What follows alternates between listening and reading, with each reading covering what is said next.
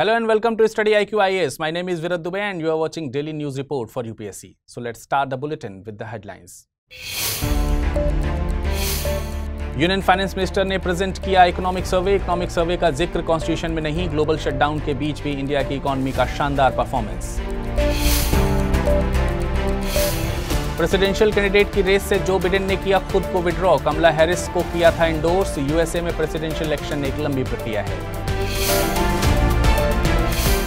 और कांवड़ यात्रा रूट में हो रही नेम प्लेट डिस्प्यूट में सुप्रीम कोर्ट की हुई एंट्री। स्टेट गवर्नमेंट्स के डिसीजंस को स्टे किया गया। मुजफ्फरनगर पुलिस के एक ऑर्डर से स्टार्ट हुआ था डिस्प्यूट।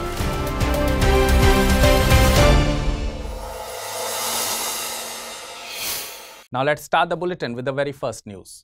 22 जुलाई को union finance minister Nirmala Sitharaman ने इकोनॉमिक सर्वे 2023-24 प्रेजेंट किया। देखिए, इकोनॉमिक सर्वे 31 जनवरी को बजट से एक दिन पहले प्रेजेंट किया जाता है, बट 2024 इलेक्शन ईयर था।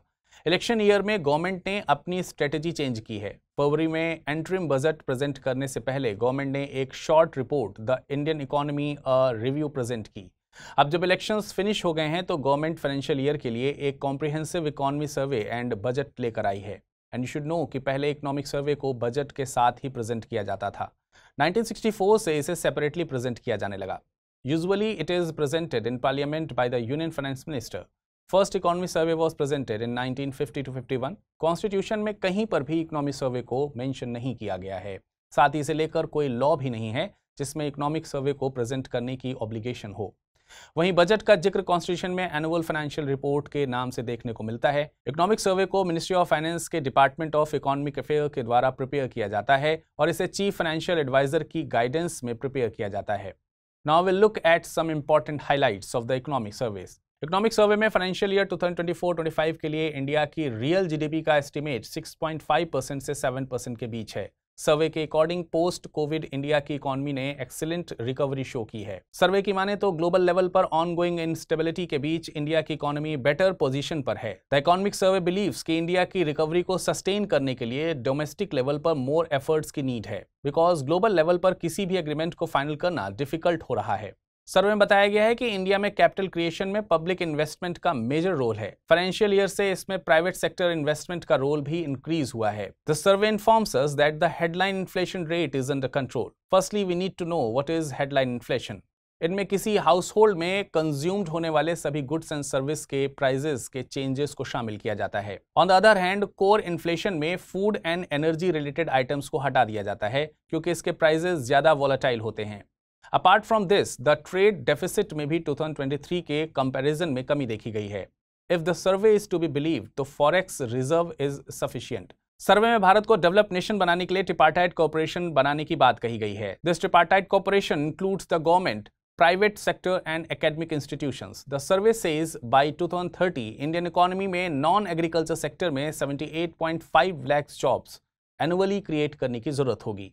Only then इस ग्रोइंग वर्कफोर्स की नीड पूरी की जा सकेगी। सर्वे में सस्टेनेबल एंड क्वालिटी एम्प्लॉयमेंट के लिए 2 प्रॉमिसिंग सेक्टर्स आइडेंटिफाइड किए गए हैं। One is agro processing and the other is care economy. Care economy में care of the elderly and children and household care जैसी एक्टिविटीज शामिल होती हैं।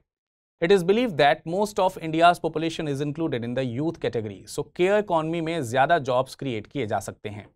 If the survey is to be believed, corporate sector का profit 15 years में highest है। The survey has also made 5 recommendations regarding the agriculture sector. First of these is a strong regulatory framework for future markets for agriculture product. The second recommendation is that the ban on export of agriculture products should be lifted. Ban को only certain circumstances में implement करना चाहिए। इसका purpose है to ensure that agriculture products get the prices of international markets.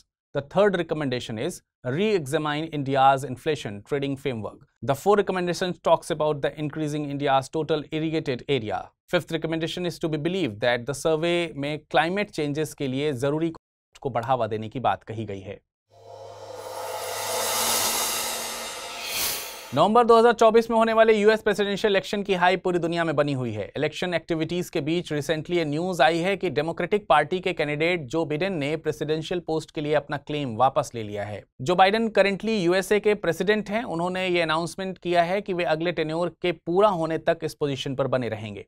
And you should know कि Republican party के candidate Donald Trump Joe Biden के against contest कर रहे हैं। पब्लिक ओपिनियन सर्वेयर्स ये रिवील कर रहे हैं कि जो बिडेन की अप्रूवल रेटिंग डोनाल्ड ट्रंप से कम है। इसके अलावा फेस टू फेस कॉन्टेस्ट में भी वो डोनाल्ड ट्रंप के अगेंस्ट अच्छा परफॉर्मेंस नहीं कर पाए हैं। जो बिडेन ने डेमोक्रेट्स के बिहाफ पर current vice president Kamala Harris का नाम एंडोर्स किया है। कमला हैरिस इंडियन ओरिजिन की हैं और अगर वो यूएसए के प्रेसिडेंट बन जाती हैं तो she will be the first president of Indian origin of USA. However, Kamala Harris के प्रेसिडेंट बनने के चांसेस काफी कम हैं। कमला हैरिस के केस में कुछ रिस्क्स हैं, जैसे पब्लिक ओपिनियन सर्वेयर्स ये बता रहे हैं कि कमला हैरिस की अप्रूवल रेटिंग बाइडेन की तरह ही लो है। डोनाल्ड ट्रंप के against face to face battle में कमला हैरिस की परफॉर्मेंस जो बाइडेन की तरह ही है। कमला हैरिस ने यूएस प्रेसिडेंशियल कैंडिडेचर के लिए पहले भी कोशिश की है, बट 2020 में वो इस अटेम्प्ट में बुरी तरीके से फेल हुई थी। बीबीसी के अकॉर्डिंग वे रैपिडली आगे बढ़ी but she stammered in many interviews. Kamala Harris बिना किसी विजन के दिखी और उनका इलेक्शन कैंपेन भी अच्छी तरह मैनेज नहीं था। दिस क्लियरली इंडिकेट्स कि कमला हैरिस को चूज करना डेमोक्रेट्स के लिए काफी रिस्की हो जाता है। बट एज ऑफ नाउ कोई सेफ ऑप्शन भी बचा नहीं है। यूएसए में प्रेसिडेंट की पोस्ट बहुत इंपॉर्टेंट है। The American president is both the constitutional and de facto head of the country. USA में प्रेसिडेंट के इलेक्शन का प्रोसेस समझने से पहले let's try to understand the condition which a person must fulfil to become a US presidential candidate. First condition that the person should be resident of USA for 14 years. Minimum age required of 35 years and candidate should be natural born citizen of USA. Natural born citizen से मतलब है कि वो individual जो USA का citizen है by birth. In simple words, that person is a citizen of USA because of USA की धरती पर वो पैदा हुआ है। यूएसए में प्रेसिडेंट को डायरेक्टली पब्लिक के द्वारा इलेक्ट नहीं किया जाता है। President is elected by N electoral college. Electoral college में चुने गए इलेक्टर्स स्टेट्स में प्रेजेंट पॉपुलेशन के अकॉर्डिंग होते हैं। हर स्टेट में उतने ही इलेक्टर्स होते हैं जितने यूएसए की कांग्रेस में उस स्टेट के लॉ मेकर्स होते हैं। Every state has a different numbers of electors. For example, California में 55 हैं, वहीं फ्लोरिडा में सिर्फ 29 ही हैं। इस तरह इलेक्टोरल कॉलेज में a total of 538 electors are included. One elector has one vote.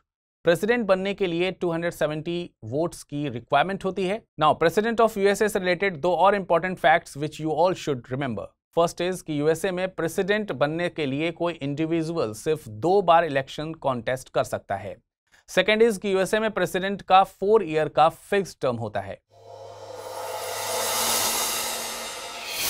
Kanwar यात्रा के रूट में आने वाले होटल्स एंड ढाबाज के बाहर उनके ओनर्स का नाम लिखने को लेकर डिस्प्यूट चल रहा है। अब उसमें सुप्रीम कोर्ट की भी एंट्री हो गई है। कल सुप्रीम कोर्ट ने स्टेट गवर्नमेंट्स के इस डिसीजन पर इंटरिम स्टे लगा दिया है। कोर्ट ने कहा है कि ओनर्स को नेक्स्ट हियरिंग तक अपनी आइडेंटिटी रिवील करने की जरूरत नहीं है। इस केस में उत्तर प्रदेश, उत्तराखंड एंड मध्य प्रदेश की गवर्नमेंट को भी नोटिस इशू किए गए हैं।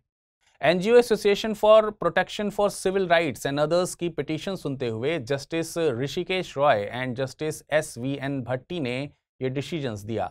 एनजीओ के अलावा तृणमूल कांग्रेस की MP Mahua Moitra, Delhi university professor Apoorvanand Jha and आकार पटेल ने भी गवर्नमेंट के इस डिसीजन के अगेंस्ट सुप्रीम कोर्ट में सेपरेट पिटीशन फाइल किए। उन्होंने गवर्नमेंट के इस डिसीजन को वायलेशन ऑफ कॉन्स्टिट्यूशनल राइट्स बताया है। उन्होंने ये भी कहा है कि स्टेट गवर्नमेंट्स का डिसीजन आर्टिकल 14, 15 और 17 के तहत सिटीजन्स की फंडामेंटल राइट्स को वायलेट करता है। इस एडवाइजरी को फोर्सिबली इंपोज किया जा रहा है एंड ऐसे डिसीजंस स्टेट्स की पावर लिमिट्स के बियॉन्ड हैं।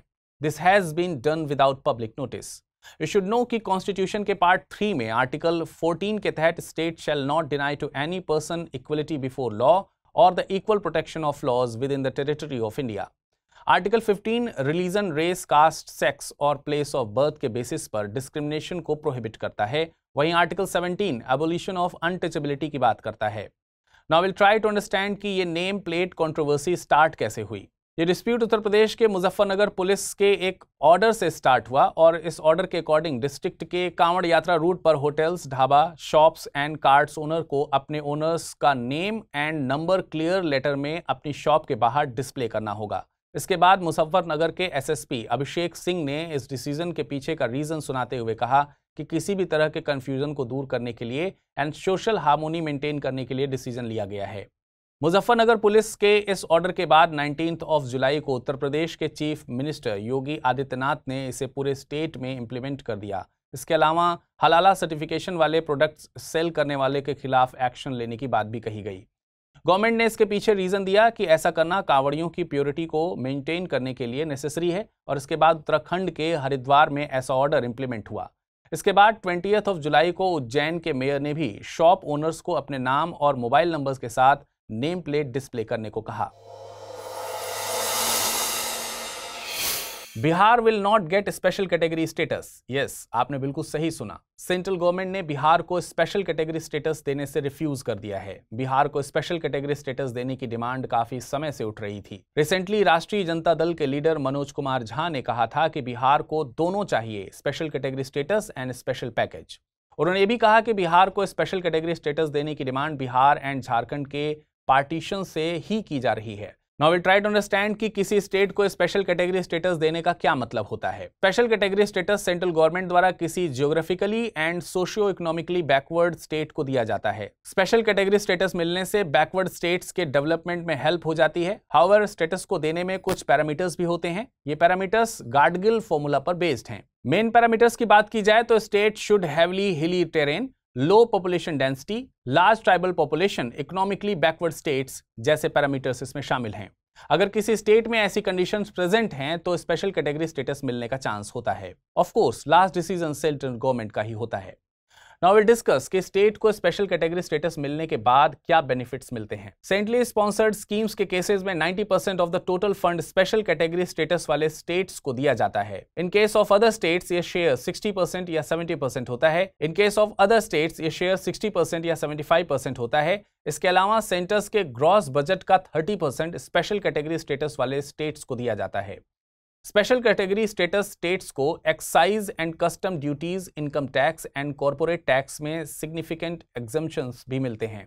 यू शुड नो कि कॉन्स्टिट्यूशन में स्पेशल कैटेगरी स्टेटस का कोई प्रोविजन नहीं है। इस तरह का स्टेटस ग्रांट करने की बिगिनिंग 1969 में 5th फाइनेंस कमीशन की रिकमेंडेशंस पर हुई थी। You should also know that this status was first given to Jammu Kashmir and Assam and Nagaland in 1969। Telangana is the newest state to get this status. Special category status and special category ये दोनों different concepts हैं। Special category status सिर्फ economic and financial aspects से related है, वहीं special category में legislative and political rights भी includes हैं। आप ये कॉन्सेप्ट जम्मू एंड कश्मीर के एग्जांपल से समझ सकते हैं। आर्टिकल 370 के एब्रोगेशन से पहले Jammu and Kashmir had special status. Now it's time to have a look on today's term of the day, and today's term of the day is gig workers.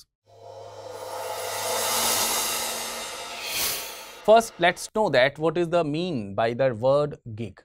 Gig word music की दुनिया से आया है, जहां performers short term या one time venues book करते हैं। इसे ही गिग्स कहते हैं। वहीं गिग वर्कर्स का मतलब ऐसे सर्विस सेक्टर एम्प्लॉइज से है जो कॉन्ट्रैक्ट या फ्रीलांस बेस्ड पर काम करते हैं। गिग वर्कर के पास कई तरीके के फ्रीडम्स होते हैं, जैसे work from home, working hours की चॉइस, क्लाइंट को चूज करने की फ्लेक्सिबिलिटी एटसेट्रा। ऐसे सिस्टम में काम करते हुए बहुत बेनिफिट्स होते हैं, but there are some challenges also, जैसे सोशल सिक्योरिटी स्कीम में इंक्लूड ना होना, हेल्थ इंश्योरेंस ना मिलना, पेड लीव्स ना होना एटसेट्रा। आइए अब रैपिड न्यूज पर नजर डालते हैं। रोमानिया की पार्लियामेंट ने ब्राउन बियर्स की पॉपुलेशन कंट्रोल करने के लिए 481 ब्राउन बियर्स को मारने का अप्रूवल दे दिया है। ग्लोबली इस डिसीजन को काफी क्रिटिसाइज किया गया। Brown bears are able to live in variety of habitats like desert edges, high mountain forest and snowfields etcetera. ये क्रिएचर्स दो लेग्स पर खड़े हो सकते हैं and they can walk on the sole और देयर फीट, एंड ह्यूमंस की तरह ये अपने हाथों से किसी चीज को उठा भी सकते हैं। ब्राउन बियर्स अपने इकोसिस्टम में इंपॉर्टेंट प्रेडेटर्स एंड सीड डिस्पर्जर्स होते हैं। ये ट्रीज पर स्क्रैच मार्क्स, एक दूसरे के स्मेल एंड साउंड से अपनी स्पीशीज के मेंबर्स को कम्युनिकेट करते हैं। इंडिया में भी ब्राउन बियर की एक सब स्पीसीज पाई जाती है which is known as Himalayan brown bear. Indian space research organisation air breathing propulsion system का टेस्ट करने के लिए तैयार है। ये टेक्नोलॉजी रॉकेट्स में यूज होने वाले फ्यूल से रिलेटेड है। यूजुअली एक रॉकेट में दो टैंक्स होते हैं, one is the fuel tank and the another one is oxidizer tank. Oxidizer tank is used to burn the fuel. Air breathing propulsion system में रॉकेट्स में फ्यूल तो होगा बट ऑक्सीडाइजर नहीं होगा, बिकॉज सिस्टम फ्यूल को burn करने के लिए एटमॉस्फेरिक ऑक्सीजन का यूज ऑक्सीडाइजर के तौर पर करेगा। ये टेक्नोलॉजिकली रॉकेट को काफी हल्का और एफिशिएंट बना देगी। वेरियस स्पेस एजेंसीज इसके 3 टाइप्स पर काम कर रही हैं: ramjet, scramjet and dual mode ramjet. You should know कि ऐसी टेक्नोलॉजीज को सिर्फ अर्थ के एटमॉस्फेयर की डेंस लेयर्स के विद इन ही यूज किया जा सकता है, जहां ऑक्सीजन की एडुकेट सप्लाई हो। केरला में निपाह वायरस का एक केस सामने आया है। इसमें 14 इयर्स के लड़के की डेथ हो गई है। निपाह वायरस एक जूनोटिक वायरस है। इट मींस कि ये एनिमल्स से ह्यूमंस में स्प्रेड होता है। ये कंटामिनेटेड फूड या डायरेक्ट कांटेक्ट के थ्रू स्प्रेड हो सकता है। It can also spread from person to person. इसके सिम्टम्स में fever and breathing related problems शामिल हैं। Nipah virus Henipavirus genus का मेंबर है, which is a part of Paramyxoviridae family. 1999 में मलेशिया में पिग फार्मर्स के बीच इसे फर्स्ट टाइम आइडेंटिफाई किया गया था। करंटली इस वायरस के अगेंस्ट कोई वैक्सीन अवेलेबल नहीं है। Union coal and mines minister G Kishan Reddy ने national district mineral foundation portal launch किया है। ये portal across the country district mineral foundations की इंफॉर्मेशन के लिए सेंट्रलाइज्ड प्लेटफॉर्म का काम करेगा। इसके अलावा इसी ओकेजन पर मिनरल एक्सप्लोरेशन हैकाथॉन भी लॉन्च किया गया। यह hackathon innovative mineral exploration techniques पर फोकस करता है और इसका ऑब्जेक्टिव जियोफिजिकल डेटा कलेक्ट करने के लिए इमर्जिंग टेक्नोलॉजीज जैसे artificial intelligence and machine learning के यूज को प्रमोट करना है, so that new minerals, especially deep-seated mineral bodies, को आइडेंटिफाई किया जा सके। बिहार के चीफ मिनिस्टर ने नेपाल के कई लीडर्स से बागमती रिवर की फ्लडिंग को लेकर कंसर्न एक्सप्रेस किया है। उन्होंने फ्लडिंग को प्रिवेंट करने के लिए नेसेसरी इंफ्रास्ट्रक्चर बिल्ड करने की रिक्वेस्ट भी की है। रिसेंटली बिहार के मुजफ्फरपुर एरिया में बागमती रिवर का वाटर लेवल इंक्रीज होने से एक बार फिर फ्लड जैसी सिचुएशन अराइज हो गई है। बागमती रिवर का ओरिजिन शिवपुरी हिल्स में बागवार एरिया में होता है, जो सेंट्रल नेपाल के काठमांडू वैली के नॉर्थ वेस्टर्न पार्ट में लोकेटेड है। ये river one of the most important Hindu temples Pashupatinath temple से होकर बहती है, जो यूनेस्को की वर्ल्ड हेरिटेज साइट भी है। ये रिवर तराई प्लेन से बिहार में एंटर करती है और यहाँ कई बार ये फ्लड का कारण भी बन जाती है। Now it's time to see questions based on the bulletin. The first question is, which important religious place is situated on the bank of the river Bagmati, which was currently in news? Amarnath, Pashupatinath, Kedarnath or Badrinath? Consider the following statement regarding the Economic Survey of India. It is a constitutional obligation of the government to present the economic survey. The budget is presented only to fulfill the recommendations of the economic survey. Which of the following statements given above are correct? Only one, only two, both one and two, neither one nor two. Now let's jump into the answer of the questions which have asked in the previous bulletin. The very first question was, Gewra and Kushmanda mines are famous for which mineral? Coal, iron, manganese or copper? The correct answer is option A, coal. The next question was, Cassini-Huygens mission is famous for which planet? Mercury, Saturn, Jupiter or Mars? The correct answer is option B, Saturn. तो दोस्तों आज के इस episode में बस इतना ही। And to get the PDF of this bulletin on the daily basis please join Amrit Upadhyay 007 Telegram channel. और कल मॉर्निंग में 9 AM आपसे फिर मुलाकात होगी डेली न्यूज रिपोर्ट के नए एपिसोड में। Till then stay tuned with the study IQ। Thank you.